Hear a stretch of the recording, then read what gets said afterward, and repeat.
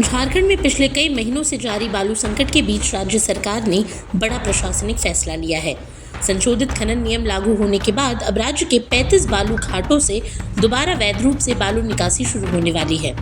दरअसल झारखंड सरकार ने बालू खनन नियमावली 2026 में बदलाव को मंजूरी दी है।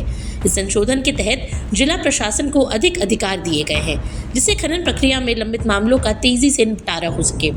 सीएम के निर्देश के बाद संबंधित विभाग ने तैयारियां तेज कर दी हैं और आज से ही कई घाटों पर संचालन शुरू होने की संभावना जताई जा रही है। साथ ही इस नई व्यवस्था में सबसे अहम बदलाव ये है कि अब बालू लीज से जुड़ी अंतिम स्वीकृति का अधिकार जिलों के उपायुक्तों को सौंप दिया गया है। पहले विभिन्न स्तरों पर अनुमति प्रक्रिया लंबी होने के कारण काम अटक रहा था।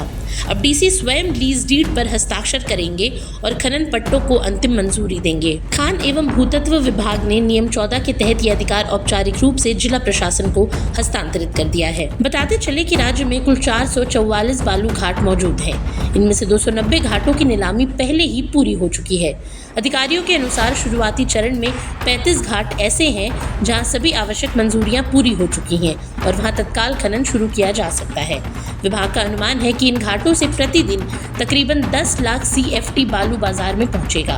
यदि संचालन नियमित रहा तो एक महीने में करीब 5 करोड़ CFT बालू की आपूर्ति संभव हो सकती है। वहीं पिछले कुछ समय से राज्य में बालू की कमी के कारण निर्माण परियोजनाएं भी प्रभावित हो रही थी। कई जिलों में कीमतों में भारी बढ़ोतरी देखी गई और अवैध खनन तथा कालाबाजारी की शिकायतें भी सामने आईं। ऐसे में सरकार का मानना है कि वैध आपूर्ति बहाल होने से इन गतिविधियों पर अंकुश लगेगा और बाजार में भी स्थिरता आएगी। प्राप्त जानकारी के मुताबिक इससे पहले बालू घाटों की नीलामी और खनन प्रक्रिया अदालत के आदेश के चलते करीब 5 महीने तक प्रभावित रही।